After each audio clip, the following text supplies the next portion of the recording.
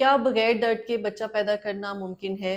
ये वो सवाल है जो हर आमला औरत ने अपनी डिलीवरी के दौरान ज़रूर सोचा होता है। तो आज हम बात करेंगे इसी मिरेकुलस इंटरवेंशन और डिस्कवरी के बारे में।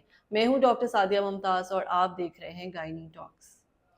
लेबर पेन्स यानी बच्चे की पैदाइश के दौरान जो एक हामला औरत जो दर्दें महसूस करती है, उन दर्दों को one of the worst and highest recorded pain जो है वो कंसिडर किया जाता है। ये रोज़े अव्वल से है और ता क़यामत जारी रहेगा। लेकिन इसको कम किया जा सकता है या इसको ख़त्म किया जा सकता है, ये हमारा आज का टॉपिक ऑफ डिस्कशन है। ड्यूरिंग लेबर बहुत सी ख़वातीन, बहुत सी जो मेरी पेशेंट्स हैं, उनके बहुत इंटरेस्टिंग कुछ कमेंट्स होते हैं। जैसे कुछ ख़वातीन दर्दों के दौरान ये कहती हैं कि बस डॉक्टर साहब ये मेरा आखिरी बच्चा है, चाहे उनका पहला बच्चा ही हो, वो कहती हैं कि बस ये तो बहुत मुश्किल काम है, अब नेक्स्ट मैं कोई बच्चा पैदा नहीं करूँगी। और हमारे लिए ये इतनी रेगुलर स्टेटमेंट है कि मैं इस चीज़ को इंटरप्रेट कर रही होती हूँ कि अगले साल नहीं तो इससे अगले साल ज़रूर मैं इसकी दूसरी डिलीवरी कर रही होंगी। एक पेशेंट ने तो मुझे यहाँ तक कहा कि काश डॉक्टर साहब ऐसा होता कि एक बच्चा जो है वो औरत पैदा करती और दूसरा जो बच्चा है वो हस्बैंड पैदा करता। तो अब ऑब्वियसली ये तो अगेंस्ट नेचर है, ये तो पॉसिबल नहीं है। लेकिन औरत के इस मुश्किल वक्त को आसान बनाने की रेमेडी हमारे पास मौजूद है और वो है पेनलेस डिलीवरी यानी कि एपिड्यूरल एनाल्जेसिया। एपिड्यूरल एनाल्जेसिया 1901 यानी कि 1901 में दरियाफ्त हुआ और सबसे पहले जो लेबर के लिए या डिलीवरी के लिए 1909 में लगाया गया। जी हाँ, ये इतना पुराना है, जबकि हाँ हमारे यहाँ ये कॉन्सेप्ट पाया जाता है कि ये कोई नई डिस्कवरी है और पता नहीं इसके क्या साइड इफ़ेक्ट्स होंगे और इसकी सेहत पे क्या असरात होंगे और आगे जो है शायद जो औरत है वो बिल्कुल ही नाकारा हो जाती है इस इंजेक्शन को लगवाने के बाद। तो मैं इन सारी मिथ्स को आज इस वीडियो में डीबंक करने लगी हूँ। एपिड्यूरल एनाल्जेसिया आपकी रीढ़ की हड्डी में L4 और L5 के लेवल पे लगाया जाता है, जो कि उस लेवल से बहुत ऊपर होता है जहाँ पे आपको एक दर्द सी महसूस होती है। और इसके थ्रू आपकी जो वो नर्व्स हैं जो यूट्रस तक जाती हैं उनको नम या फ्रीज कर दिया जाता है ताकि आपको लेबर पेन महसूस ना हो। आपने इस चीज़ पे गौर करना है कि मैंने कहा है कि लेबर पेन महसूस ना हो, मैंने ये नहीं कहा कि लेबर पेन ख़त्म कर दी जाए। अगर लेबर पेन ख़त्म हो जाएगी तो आपकी यूट्रस डायलेट नहीं करेगी और आपकी डिलीवरी नहीं होगी। इसका मकसद सिर्फ ये होता है कि उन पेन्स को हम हत्तुल इम्कान तक उसको डिमिनिश कर सकें। पेन्स आपको उसी तरह से आती रहती हैं, एक थोड़ा सा प्रेशर फील होता है लेकिन पेन आपको महसूस नहीं होती। अब ये एपिड्यूरल कब लगवाना चाहिए, कब इसकी डिस्कशन करनी चाहिए, ये वो टाइम है कि जब आप अपने डॉक्टर से 9th मंथ में जाती हैं। मैं अपनी पिछली कुछ वीडियोस में इस चीज़ को एक्सप्लेन कर चुकी हूँ कि 9th मंथ में आपने अपने डॉक्टर से क्या-क्या चीज़ें डिस्कस करनी हैं, जिसमें epidural is one of the most important point. Epidural के लिए आपने एक तो उनसे ही डिस्कशन करनी है कि आप एपिड्यूरल लगवाना चाहती हैं। उसमें फिर ये होता है कि आपका जो एनेस्थेटिस्ट है, आपकी उनसे भी एक मीटिंग कराई जाती है। अगर मीन टाइम में आपकी उनसे मीटिंग नहीं कराई जाती, तो जब आप लेबर में जाती हैं, तो फिर एनेस्थेटिस्ट आपके पास आते हैं और वो आपको सारा उसके जो प्रोसीजर है और उसका जो इफ़ेक्ट्स हैं, वो एक्सप्लेन करते हैं। और आपने एक दफ़ा डिसाइड कर लिया कि अब आप एपिड्यूरल लेना चाहेंगी, तो ये अब आपकी डॉक्टर इस चीज़ को डिसाइड करती हैं कि एपिड्यूरल कब लगना है। मोस्ट ऑफ द टाइम्स ये जब आपका यूट्रस का मुंह जो है 3 टू 4 सेंटीमीटर्स खुल जाता है, तो ये एपिड्यूरल हम तब लगाते हैं और उसके बाद आने वाली पेन्स जो हैं वो आपको डिमिनिश्ड हद तक महसूस होती हैं। फर्स्ट डोज के 10 से 15 मिनट के अंदर अंदर आपका पेन जो है वो बिल्कुल रिलीव हो जाता है और उसके बाद सिर्फ आपको जब भी एक पेन आती है तो आपको फील होता है कि एब्डोमेन जो है वो थोड़ा बहुत हार्ड हो रहा है और उसके बाद जैसे ही वो पेन खत्म हो जाती है तो आपका जो ये सिम्टम्स हैं वो भी खत्म हो जाते हैं। अब एपिड्यूरल के फायदे और नुकसानात इसको हम डिस्कस करते हैं। एपिड्यूरल का सबसे बड़ा फायदा ये है कि आपकी जो डिलीवरी है, आपकी जो लेबर है, वो पेनलेस होती है और इससे बड़ी और तो कोई ब्लेसिंग नहीं है कि आपको पता भी ना चले और आपकी डिलीवरी हो जाए।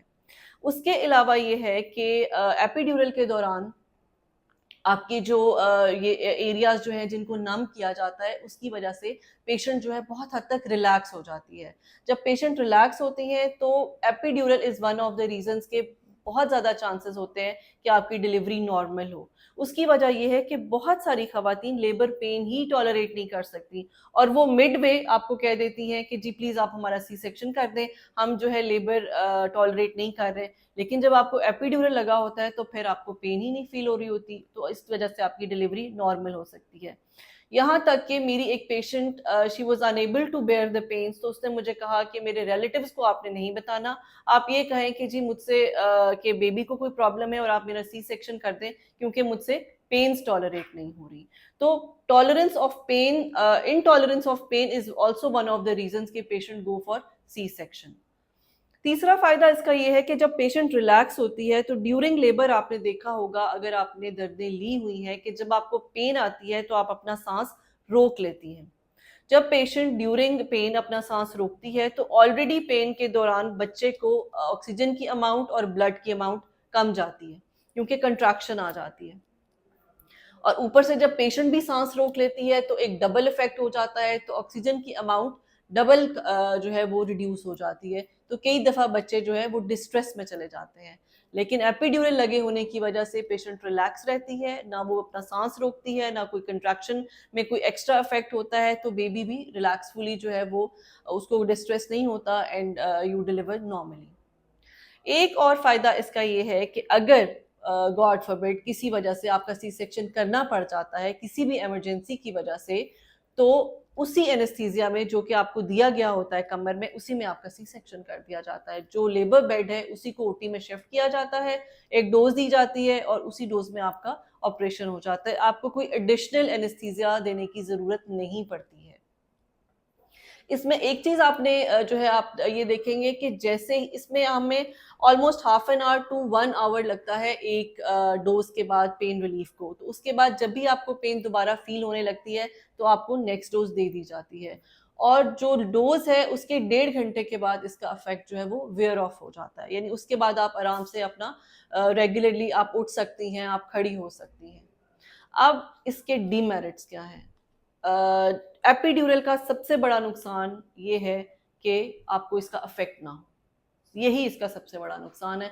लेकिन ये कैसे पता चलेगा कि आपको इसका अफेक्ट नहीं हो रहा, या कई दफ़ा पार्शियल इफेक्ट होता है एपिड्यूरल का, तो ये जब तक आपको लगता नहीं है तब तक आप उससे पहले ये नहीं बता सकते कि आपको आपके, क्योंकि 5% केसेस ऐसे हैं जिनमें एपिड्यूरल इफेक्टिव नहीं होता।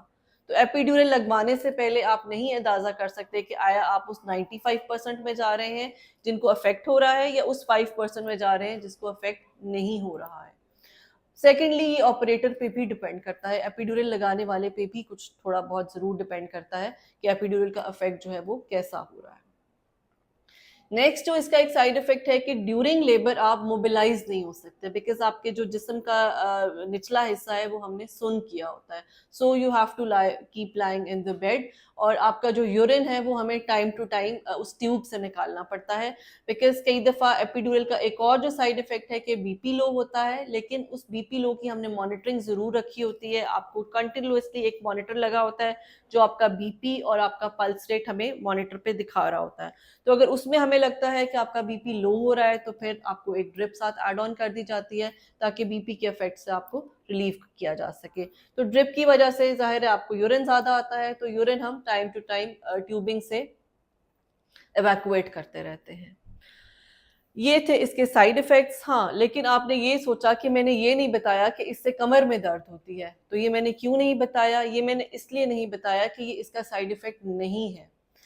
जो कमर में दर्द आपको होती है वो due to your posture and your habit होती है, उसका एपिड्यूरल से स्पाइनल से कहीं दूर दूर तक कोई ताल्लुक नहीं। मैं हमेशा अपने पेशेंट्स को ये बताती हूँ कि डिलीवरी के बाद 40 दिन तक आपकी हड्डियाँ उसी तरह नरम रहती हैं जैसे कि आपके ड्यूरिंग प्रेगनेंसी होती हैं। तो आपको अपना पोस्चर ठीक करना है।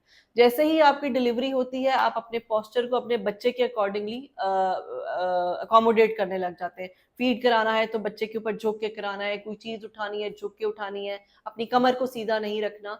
ये वो फैक्टर्स हैं जो कमर में दर्द करते हैं। एपिड्यूरल का उस कमर की दर्द से कोई ताल्लुक नहीं।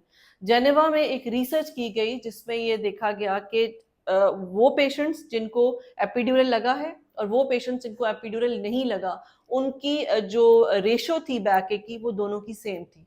तो ये उसमें फिर उन्होंने कंक्लूड किया कि एपिड्यूरल और spinal has nothing to do with the lower back ache which the patient receives after feels after delivery. अपनी जिंदगी के किसी भी पीरियड में जब उनको बैक एक शुरू होती है तो उसका रिस्पॉन्सिबल वो उस एपिड्यूरल को करते हैं।